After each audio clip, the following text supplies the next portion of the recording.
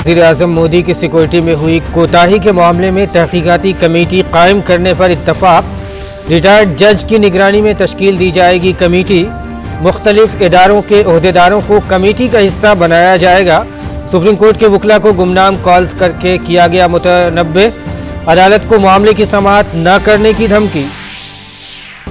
मरकजी वज़ीर सेहत मनसुख मांडविया की 5 रियासतों और मरकज़ के ज़ेर इंतज़ाम एक इलाके के वज़राए सेहत के साथ वर्चुअल मीटिंग। राजस्थान, महाराष्ट्र, गोवा, गुजरात, मध्य प्रदेश और मरकज़ के ज़ेर इंतज़ाम इलाकों दादर नागर हवेली और दमन और दीव में कोरोना के बढ़ते मामलात पर तबादला ख्याल। सेहत कारकुनों, कोरोना वॉरियरों और संगीन बीमारियों में मुब्तला बुजुर्ग शहरियों को आज से लग रहे हैं एहतियाती टीके।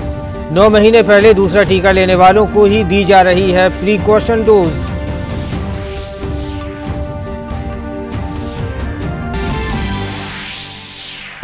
मुल्क भर में अब तक ओमिक्रॉन वेरिएंट के 4033 मामले दर्ज। 1552 अफराद हुए सेहतयाब।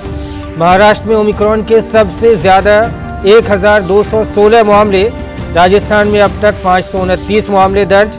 मुल्क भर में गुज़िश्ता 24 घंटों में 1,79,723 नए कोरोना मामले आए सामने। पहला स्टार्टअप इंडिया इनोवेशन वीक आज से शुरू। अमृत महोत्सव के तहत मुनक़िदा हफ्ता 16 जनवरी तक रहेगा जारी। मरकजी वज़ीर तिजारत व सनअत पीयूष गोयल ने किया इफ्तिताह। कहा, स्टार्टअप इंडिया को खुद इन्हिसारी और खुद एतमादी का बनना चाहिए। पैगाम रसा।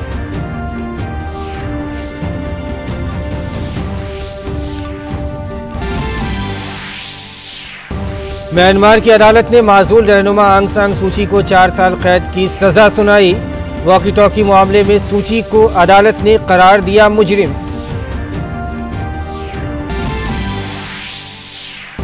ग्लोबल वार्मिंग के मौजू पर बनी film the power of the dog ने 79वें गोल्डन ग्लोब अवार्ड में हासिल किया बेहतरीन फिल्म ड्रामा का एजाज। बेहतरीन डायरेक्टर का भी अवार्ड किया अपने नाम। 52वें इफ्फी में मिड फेस्ट फिल्म थी the power of the dog. और ऑस्ट्रेलियाई हुकूमत के खिलाफ वीजा से मुंसलिक मामले में आलमी नंबर 1 टेनिस खिलाड़ी जोकोविच की जीत। मेलबॉर्न की अदालत ने जोकोविच के वीजे को मनसूख करने के फैसले को करार दिया गलत।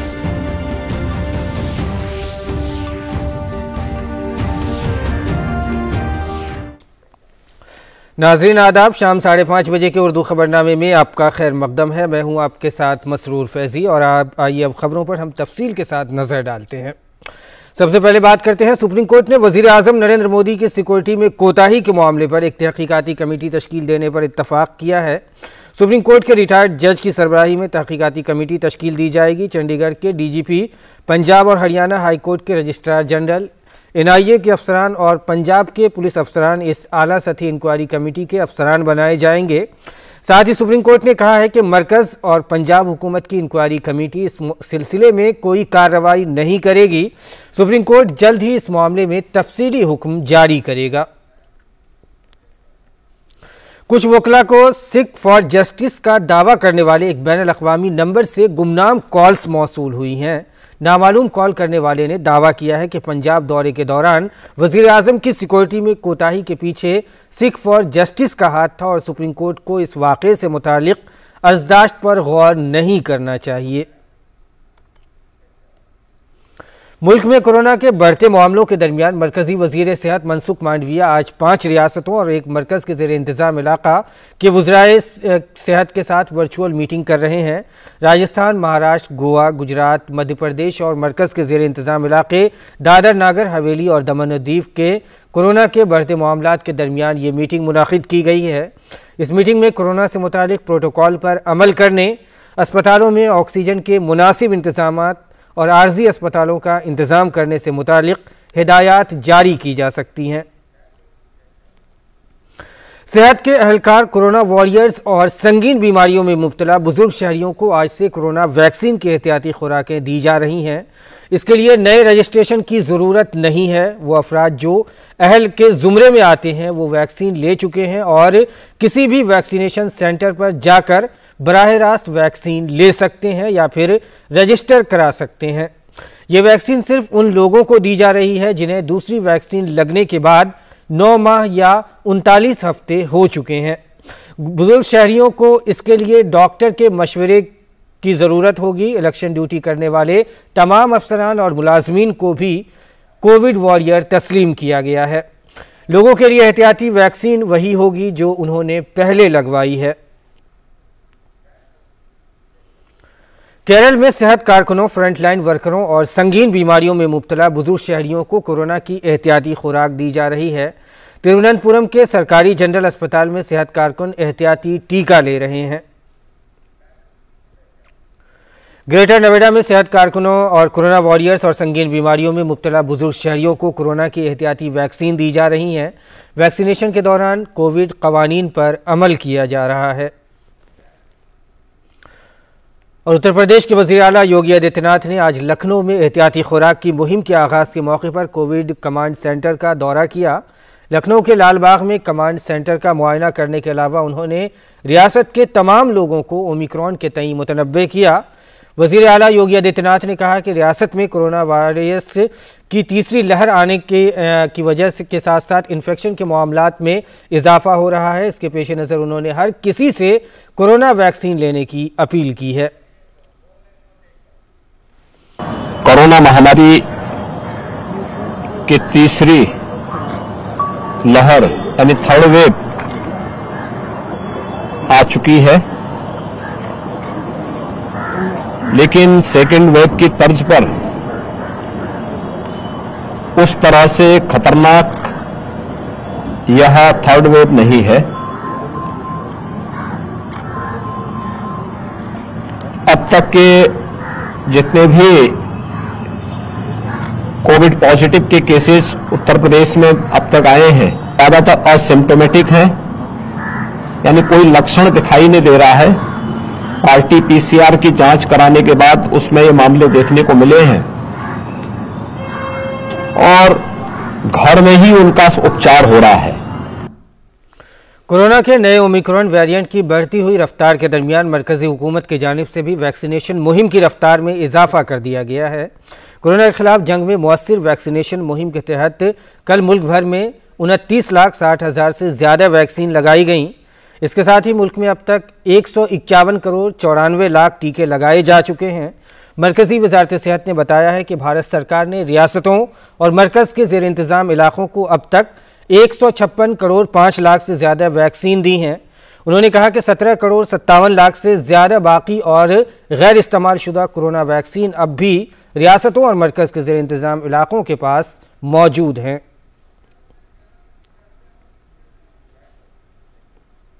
और अब तक मुल्क भर में ओमिक्रॉन वेरिएंट के कुल 4033 मामले दर्ज किए गए हैं। वज़ारत सेहत के ताज़ा तरीन आदाद-ओ-शुमार के मुताबिक इनमें से 1552 अफराद इलाज के बाद सेहतयाब हो चुके हैं। ओमिक्रॉन के सबसे ज़्यादा 1216 मामले महाराष्ट्र में सामने आए हैं, जबकि राजस्थान में अब तक 529 केस दर्ज किए गए हैं। वहीं दिल्ली में अब तक 513 अफराद ओमिक्रॉन से मुतासिर हैं। इसके साथ ही कर्नाटक में ओमिक्रॉन के 441, केरला में 33 और गुजरात में 236 मामले दर्ज किए गए हैं। इसी दरमियान दिल्ली के आरएमएल अस्पताल के medical superintendent doctor Nandini Duggal ने कहा है कि अस्पताल में कोविड के बहुत कम मरीज ज़ेर इलाज हैं। उनमें से अक्सरियत उन लोगों की है जिनको हल्की अलामात हैं। अस्पताल में अब भी काफ़ी बिस्तर खाली हैं। डॉक्टर नंदिनी दुग्गल ने कहा है कि बड़ी तादाद में मरीज होम आइसोलेशन में ही सेहतयाब हो रहे हैं। हमारे पास अभी स्थिति बिल्कुल काबू में है। हमारे पास जितने भी बेड्स हैं बहुत कम अभी पेशेंट एडमिट हुए हैं। सारे पेशेंट्स माइल्ड सिम्टम्स के साथ आ रहे हैं जिनको कि होम आइसोलेशन एडवाइस किया जाए। और मुल्क भर में नौजवानों को वैक्सीन देने की मुहिम जारी है। नौजवान भी इस मुहिम में जोशो खरोश से हिस्सा ले रहे हैं। आइए सुनते हैं उनका इस सिलसिले में क्या रद्द अमल है। फर्स्ट डोज लिए अच्छा लगे, मतलब लेना चाहिए। आज हम लोग वैक्सीनेशन हो रहा है, जो एलिजिबल है सबको लगा रहा है। तो इतना कुछ तो ये नहीं, सिर्फ वैक्सीनेशन हो रहा है जो हम लोग के लिए अच्छा होगा। तो आज हम फर्स्ट डोज लिए तो अच्छा है, आप लोग भी लेना चाहिए क्योंकि कोरोना को बहुत ज़्यादा बढ़ रहा है ना यहाँ पर। तो अब लेने से आप लोग वैक्सीनेट भी हो जाएगा तो जहाँ भी जा सकते हैं। आज फर्स्ट डोज लिया है, वैक्सीन अच्छा लग रहा है हमको। वैक्सीन तो लेना चाहिए, अच्छा बात है। सनअत और दाखिली तिजारत के फ़रोग़ के महकमे ने स्टार्टअप इंडिया इनोवेशन वीक का इनेकाद किया है, जो 16 जनवरी तक जारी रहेगा। तिजारत और सनअत के मरकज़ी वज़ीर पीयूष गोयल ने इस वर्चुअल प्रोग्राम का इफ्तिताह किया। इसका एहतमाम भारत की आज़ादी के 75 साल मुकम्मल होने की याद में मुनाकिद किए जा रहे अमृत महोत्सव के तहत किया जा रहा है। इस दौरान मुल्क में सनअतकारी की तरक्की और तोसी के मुख्तलिफ पहलुओं की नुमाइश की जाएगी। साल 2021 को स्टार्टअप सेक्टर में यूनिकॉर्न साल के तौर पर निशानजद किया गया है। इसमें 40 नए स्टार्टअप्स को शामिल किया गया है। इस मौके पर मरकज़ी वज़ीर तिजारत और सनअत पीयूष गोयल ने कहा है कि स्टार्टअप इंडिया को खुद इन्हिसारी और खुद एतमादी का पैगाम रसां बनना चाहिए। और बात जम्मू कश्मीर की करें तो वहाँ बर्फ़बारी का सिलसिला जारी है। बर्फ़बारी के बाइस रियासत के कई इलाकों में शदीद सर्दी पड़ रही है। आज सुबह डोडा ज़िले में ताज़ा बर्फ़बारी हुई। बर्फ़बारी की वजह से चारों तरफ बर्फ़ की चादर फैल गई। बर्फ़बारी के बाइस सड़कों पर ट्रैफिक निज़ाम दरहम बरहम हो गया। मकामी इंतज़ामिया ट्रैफिक की बहाली के लिए सड़कों से बर्फ़ हटाने का काम कर रही है। दिल्ली एनसीआर में गुज़िश्ता 2 दिन की बारिश के बाद आज मौसम में बेहतरी आई। अगले 4 रोज़ तक पंजाब, हरियाणा और मगरबी उत्तर प्रदेश के कुछ इलाकों में घना कोहरा छाया रहने का इम्कान है। दिल्ली में आज सुबह कम से कम दर्जा हरारत 9.4 डिग्री सेल्सियस दर्ज किया गया। दरियासना दिल्ली में 2 दिन की बारिश की वजह से आज सुबह हवा का मेयार इत्मीनान बख्श ज़ुमरे में है। System of air quality and weather forecasting and research के मुताबिक आज सुबह दिल्ली में एयर क्वालिटी इंडेक्स 53 रिकॉर्ड किया गया। उत्तर प्रदेश में असेंबली इंतखाबात की तारीखों का ऐलान कर दिया गया है। वाराणसी में आखिरी मरहले में इंतखाबात होंगे। इसके लिए तैयारियां ज़ोर शोर से जारी हैं। इस सिलसिले में मज़ीद मालूमात के लिए वाराणसी के डिस्ट्रिक्ट मजिस्ट्रेट से बात की हमारे नुमाइंदे हरिकेश बहादुर सिंह ने। बनारस खास है इस चुनाव में। आप बनारस के जिलाधिकारी कौशल राज शर्मा जी हमारे साथ हैं। ये चूँकि कोविड के दौरान चुनाव हो रहे हैं, पुराने चुनावों से कुछ अलग, तो पूरी व्यवस्था किस तरह की है आपकी चुनाव के लिए? कोविड को लेके माननीय इलेक्शन कमीशन ऑफ इंडिया ने काफ़ी विस्तृत निर्देश दिए हैं और प्रदेश में चुनाव में कोविड एक बड़ी चिंता है। इसी के लिए कुछ विशेष प्रबंध भी किए गए हैं कि वोटर्स को और जो पोलिंग कर्मचारी हैं उन सबको कोविड के प्रभाव से बचाया जा सके। पहली व्यवस्था तो स्वतः ही लागू हो गई है कि जो वोटर्स की संख्या है बूथ पे 1200 निर्धारित कर दी गई है। पहले ये 1500-1600 तक हुआ करती थी। उसको लेके वाराणसी में ही 441 नए बूथ बनाए गए हैं और कुल मिला के अब 3361 बूथ हो गए हैं। इसी को देख के लगता है कि नंबर ऑफ वोटर्स हैं वो काफ़ी कम कर दिए गए हैं ताकि वो आराम से वोटिंग कर सकें। इसी तरह जो पोलिंग के कर्मचारी हैं उनके लिए बहुत बड़ा कोविड प्रोटोकॉल लागू कर दिया गया है। उनको मास्क, फेस शील्ड, दस्ताने और सैनिटाइजर देने की व्यवस्था इलेक्शन कमीशन के द्वारा की जाएगी। उसका प्रोक्योरमेंट हम लोगों ने पूरा कर लिया है, उसका प्रबंध किया जाएगा। साथ ही पोलिंग के कर्मचारियों की जो ट्रेनिंग्स हैं उसमें भी एक कमरे में बहुत कम संख्या में 20-20 लोगों को बिठा के हम लोग ट्रेन कराएंगे, जहां पहले 60-60 लोगों को कराते थे। इसी तरह जो कमरे हैं ट्रेनिंग्स के और जो दिन हैं वो भी बढ़ाए गए हैं ताकि वो कम से कम लोग प्रभावित हों। इसी प्रकार से अन्य निर्देश वोटर्स के लिए भी हैं कि सभी के पास मास्क हो, सभी सैनिटाइज्ड हों, रूम्स सारे पोलिंग के जितने भी बूथ हैं वो सैनिटाइज्ड हों, सारी बिल्डिंग्स पे मिनिमम कॉमन फैसिलिटीज़ हों, वो सारे लागू किए गए हैं। और इससे भी अच्छी बात यह है कि पहली बार ये प्रावधान भी कर दिया गया है कि जो 80 साल से ऊपर के बुजुर्ग हैं जो बूथ पे जाने पे बीमार हो सकते हैं या दिव्यांग हैं जो अपनी किसी प्रकार की कारण से बूथ पे नहीं जा सकते हैं या कोविड से प्रभावित मरीज हैं या हॉस्पिटलाइज्ड लोग हैं, उनकी पोलिंग पहले ही करा ली जाए। चूँकि सांस्कृतिक, साहित्य, शिक्षा की नगरी है वाराणसी, धार्मिक नगरी भी है, तो चूँकि कुछ ऐसे क्षेत्र हैं जो शिक्षा के लिए ही जाने जाते हैं, जैसे काशी हिंदू विश्वविद्यालय है, BLW है, लेकिन यहीं पे वोटिंग परसेंटेज कम होता है। तो क्या प्रयास आपका होगा और क्या पत्रकारों के माध्यम से भी इसको कोशिश करेंगे आपकी परसेंटेज बढ़ाया जा सके? अच्छी बात यह है कि वाराणसी का इलेक्शन 7वें फेज में है। कुल मिला के अभी 2 महीने का समय हमारे पास है और जैसे मैंने कहा कि सबसे हमारा मेन चैलेंज ही पोलिंग परसेंटेज बढ़ाने का है। बाकी व्यवस्थाएं तो सामान्य रूप से वाराणसी में हो ही जाएंगी। इसको लेकर कई एरियाज आइडेंटिफाई किए गए हैं जहां पे कम पोलिंग होती है और जो एसोसिएशंस हैं, रेजिडेंट वेलफेयर एसोसिएशन है, स्टूडेंट्स एसोसिएशन है, फैकल्टी एसोसिएशन है, कर्मचारियों की एसोसिएशंस हैं, उनके माध्यम से हम लोग टारगेट करेंगे। हमारी एक्टिविटी आज से प्लान होनी शुरू हो गई है। कल परसों से इसका इम्प्लीमेंटेशन भी होना शुरू हो जाएगा। मीडिया के लोगों को भी, कई लोगों को हमने पार्टनर बनाया है, उसमें प्रिंट मीडिया के लोग भी हैं, FM के लोग भी हैं। उनके माध्यम से भी हम प्रचारित करेंगे और डेली स्ट्रेटेजाइज करके 1-2 मोहल्ले आइडेंटिफाई करके 2 महीने तक कंटिन्यूअसली उन मोहल्लों में पहुंचेंगे। छोटी छोटी सभाएं कराना, अवेयरनेस कराना, प्रतिष्ठित लोगों के मैसेजिंग कराना। वाराणसी में तो इतने ज़्यादा आइकॉन्स हैं, 50 से भी ज़्यादा, जिनके मैसेज लोग सुन के और उनकी बातें मानते हैं। तो ऐसे हर विधा के लोग जो हैं वाराणसी के, उन प्रोफेशनल लोगों को जोड़ा जाएगा। उनकी भी क्लिपिंग्स FM के माध्यम से, प्रिंट मीडिया के माध्यम से या डायरेक्ट उनका संवाद करा के हम लोगों का प्रयास होगा कि ऐसे क्षेत्रों को अपलिफ्ट किया जाए जिनकी पोलिंग परसेंटेज 30% तक भी रही है और इतनी कम रही है। अगर ये थोड़ा सा भी पोलिंग परसेंटेज में अपनी बढ़ोतरी दिखाएंगे तो निश्चित रूप से हमारी पोलिंग बहुत अच्छी होगी। और एक अच्छी डेमोक्रेसी के लिए आवश्यक है कि ज़्यादा से ज़्यादा लोग इलेक्शन प्रोसेस में प्रतिभाग करें। वो डेमोक्रेसी की जो असली भावना है वो भी चरितार्थ हो सकेगी। जिला प्रशासन ने चुनौती के रूप में लिया है मतदान को बढ़ाने के लिए और पूरे प्रयास करेंगे ये लोगों को, अलग अलग विधा के लोगों से सामंजस्य बिठा के, उनसे वार्ता करा के उनके मैसेजेस देके, जिससे कि मतदान बढ़ाया जा सके। कैमरा पर्सन मनीष सिंह के साथ doctor Harkesh Bahadur Singh Gautam, DD news Varanasi.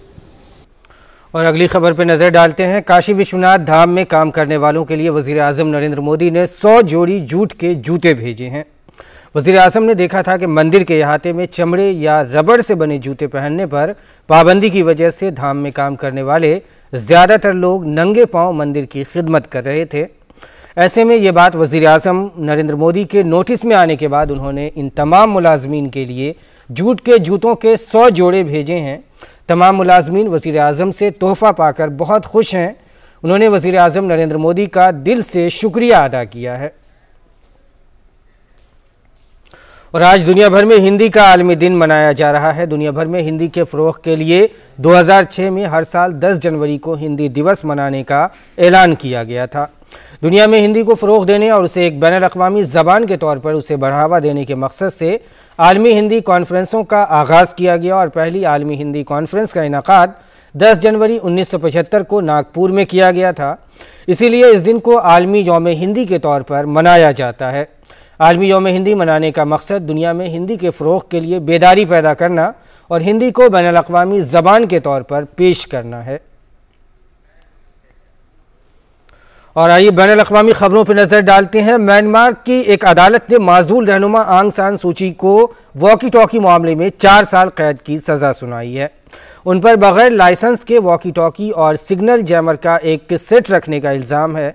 इससे कबल 6 दिसंबर को अदालत ने 76 वर्ष की सूची को कोरोना पाबंदियों की खिलाफ वर्जी करने और लोगों को मुश्तइल करने के जुर्म में 4 साल कैद की सज़ा सुनाई थी, लेकिन बाद में ये सज़ा कम करके 2 साल कर दी गई।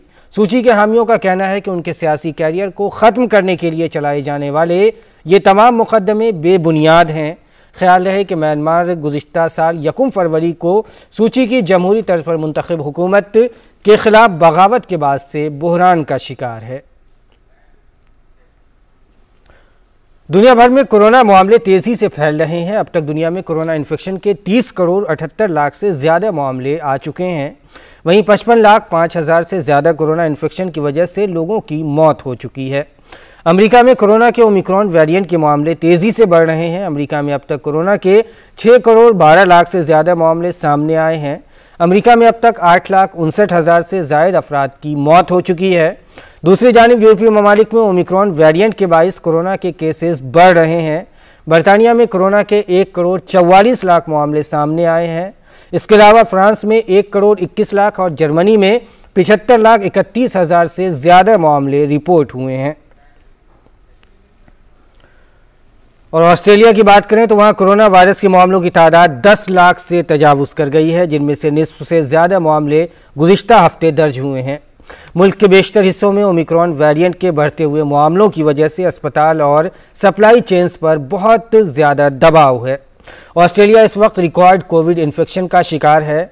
न्यू साउथ वेल्स और विक्टोरिया में ही पीर को तकरीबन 55,000 नए केसेस रिपोर्ट हुए हैं और ऑस्ट्रेलिया में कोरोना वायरस के इन्फेक्शन की कुल तादाद 1.03 मिलियन तक पहुंच गई है। दुनिया के नंबर 1 टेनिस खिलाड़ी नोवाक जोकोविच ने ऑस्ट्रेलियाई हुकूमत के खिलाफ वीज़ा से मुतालिक मामले में मुकदमा जीत लिया है। मेलबोर्न कोर्ट ने ऑस्ट्रेलियाई हुकूमत के जरिए नोवाक जोकोविच के वीज़ा को मनसूख करने के फैसले को गलत करार दिया है। मेलबर्न की अदालत ने हुक्म दिया कि नोवाक जोकोविच का पासपोर्ट और बाकी जो भी सामान हुकूमत के जरिए जब्त किया गया है उसे फौरन वापस लौटाया जाए। वाज़ेह है कि नोवाक जोकोविच ने कोरोना वैक्सीन ली है या नहीं, इसकी मालूमात को जाहिर करने से इनकार कर दिया था। ऑस्ट्रेलियन ओपन ने उन्हें इसके बावजूद टूर्नामेंट में हिस्सा लेने की इजाज़त दी थी, लेकिन तनाज़ात के बाद ऑस्ट्रेलियाई हुकूमत ने ऐन वक्त पर वीज़ा मनसूख कर दिया था। और नाज़रीन, अब बात गोल्डन ग्लोब अवार्ड की। 79वें गोल्डन ग्लोब अवार्ड में the power of the dog को बेहतरीन ड्रामा फिल्म का अवार्ड मिला है। इसके साथ ही इस फिल्म के लिए जैन कैम्पन को बेहतरीन डायरेक्टर के एजाज़ से नवाजा गया है। 52वें भारतीय बैनुल अक़वामी फिल्म फेस्टिवल के दौरान ये फिल्म मिड फेस्ट फिल्म थी। इस फिल्म ने वेन्स फिल्म फेस्टिवल में बेहतरीन डायरेक्टर का इनाम जीता था। The power of the dog film में ग्लोबल वार्मिंग के मसले को पेश किया गया है। इसके अलावा इस फिल्म के लिए कोडी स्मिथ मैकाफी ने बेहतरीन मुआविन अदाकार मोशन पिक्चर का अवार्ड जीता है। और आइए अब खेल की खबरों पर नजर डालते हैं। भारत और जनूबी अफ्रीका के दरमियान 3 टेस्ट मैचों की सीरीज का तीसरा और आखिरी मैच कल से कैपटाउन ग्राउंड में शुरू हो रहा है। दोनों टीमें इस वक्त 1-1 से बराबरी पर हैं। दोनों ही टीमें आखिरी टेस्ट जीतकर सीरीज जीतने की कोशिश करेंगी। उम्मीद की जा रही है कि विराट कोहली की इस टेस्ट में वापसी हो सकती है, जबकि मोहम्मद सिराज के जख्मी होने के बाइस उमेश यादव या फिर ईशांत शर्मा में से किसी एक को टीम में जगह मिल सकती है। मंदिरों में चढ़ाए जाने वाले फूल, नारियल वगैरह अक्सर ज़ाय हो जाते हैं। अहमदाबाद में नौजवानों की तरफ से शुरू किया गया एक स्टार्टअप एक नई शुरुआत कर रहा है। इसमें ज़ाय शुदा नारियल से बेहतरीन अशिया तैयार की जा रही हैं। क्या है कोकोनट स्टार्टअप, देखते हैं अहमदाबाद से सुमन बोराना की ये रिपोर्ट। भारत अकीदत वाला मुल्क है जहां मंदिरों में फूल और नारियल चढ़ाने का रिवाज है, लेकिन अकीदत की ये अलामतें इसके बाद कहाँ जाती हैं? कुछ डस्टबिन में सड़ जाती हैं और कुछ पानी में फेंक दी जाती हैं, जो आलूदगी की बड़ी वजह बनती हैं। अहमदाबाद जैसे शहर में रोजाना 30 टन फूल और 130 टन नारियल इस तरह इकट्ठा होता है। लेकिन जरा ठहरिए, अब इस्तेमाल शुदा फूल और नारियल नहीं सड़ेंगे, क्योंकि गुजरात टेक्नोलॉजी यूनिवर्सिटी के तलबा यश और अर्जुन ने इसका हल तलाश कर लिया है। इन्होंने एक स्टार्टअप शुरू किया है जिसमें सड़े नारियल से नारियल की बेहतरीन अशिया तैयार की जा रही हैं। हम पहले निर्माल्य फूलों लाते थे, तो बाद में उसमें ऐसा था कि हम नारियल को फेंक देते थे। तो नारियल के फेंक देने के बाद हमें पता चला कि इसका भी अच्छा सॉल्यूशन मिल सकता है। तो हम टेंडर कोकोनट, जो हम नारियल जो टेंडर कोकोनट है उसको पी के हम फेंक देते हैं, तो हम उसको कलेक्ट करते हैं अलग अलग वेंडर के थ्रू, और निर्माल्य मंदिर के फूलों के जो साथ नारियल आता है उसको भी कलेक्ट करते हैं। उसमें से कोकोपीट बनता है। हम मंदिर के फूलों कलेक्ट करते हैं, उसमें से अलग अलग चीज़ें बनती है। जैसे हम फूलों का पाउडर बनाते हैं, पाउडर में से अगरबत्ती बनती है, और फूलों का जो थोड़ा सड़ जाता है फ्लावर, उसमें से खाद बनता है। और उसी फूलों के पाउडर के होली के लिए हम उसको अलग अलग नेचुरल हर्ब्स मिक्स करके होली के लिए कलर भी बनाते हैं। नारियल के छिलके को मशीन में पीसकर कोकोपीट बनाया जाता है, जो मिट्टी के मुतबादिल के तौर पर अच्छी तरह काम करता है। ये फाइबर छड़ियां बनाने में इस्तेमाल किया जाता है, जो मनी प्लांट्स जैसे पौधों को सहारा देने के काम आती हैं। ये कोकोनट स्टार्टअप बहुत से ऐसे लोगों को रोजगार फराहम कर रहा है जो कभी कचरा बुनने का काम करते थे। इसके अलावा कुछ बेरोजगार खवातीन भी इससे आज अच्छी कमाई कर रही हैं। मेरे को मालूम नहीं था कि ये फूल में से क्या बनता है। फिर मैं नदी में नाव चलाते रहा, फूल की थैलियाँ पकड़ते रहा। फिर मेरे को मालूम पड़ा कि ये वेस्ट में से फूलों का खाद बनता है। वो गबला बनाते हैं, मोस्टिक बनाते हैं, और छोटा मोटा सब कुछ काम हम लोग कर लेते हैं। और जो मंदिरों को नारियल आता है, श्रीफल वगैरह वगैरह, उसको हम छिलका निकाल के उसका कोकोपीट खातर भी बनाते हैं। और उसमें से जो काटली निकलती है उसमें से हम बाउल बनाते हैं, चम्मच बनाते हैं, किचन बनाते हैं।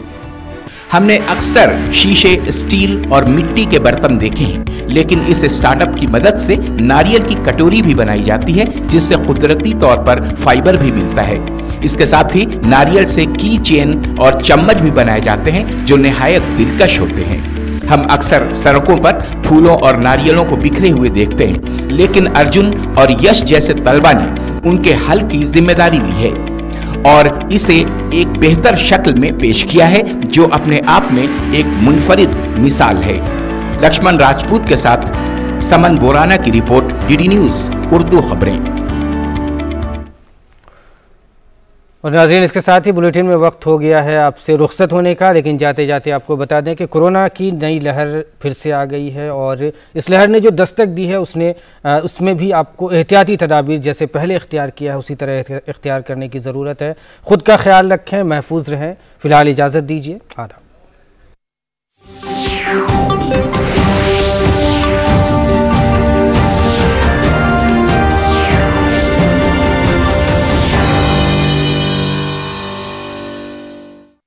यूपी में मुद्दों की चोट है,